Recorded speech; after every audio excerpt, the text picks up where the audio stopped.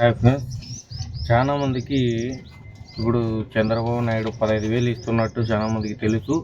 కానీ పాత ఆటో డ్రైవర్లు మేము ఇంతకుముందు మాకు జగన్ 10,000 ఇస్తాడు, మేము అదంతా చేయించాం కదా, మళ్ళీ మాకు అకౌంట్లోకి పడతాయని చాలామంది అనుకుంటున్నారు.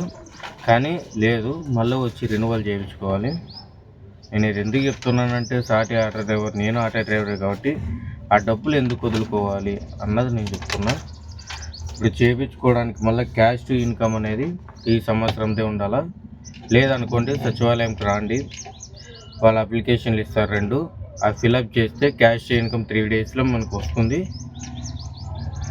వచ్చిన తర్వాత 15 రోజులకు అప్డేట్ అంటే ఈరోజు నేనైతే చేయించిన ఈరోజు మధ్యాహ్నం అయితే మిషన్ వస్తుంది, రాండి అని చెప్పారు. సరే, వచ్చిన తర్వాత కొత్త వారికి కావచ్చు, పాత వారికి కావచ్చు, 17వ తారీఖు వచ్చి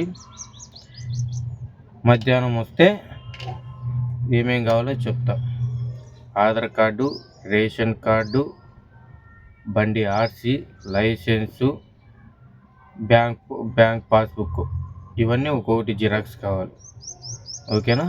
ఇవన్నీ తీసుకున్న తర్వాత వస్తే ఆయన సైన్ పెట్టి ఓకే చేస్తాడు. మనకి 1వ తారీఖు అకౌంట్లో పడిపోతాయి. ఓకేనా? ఎవరు మిస్ చేసుకో.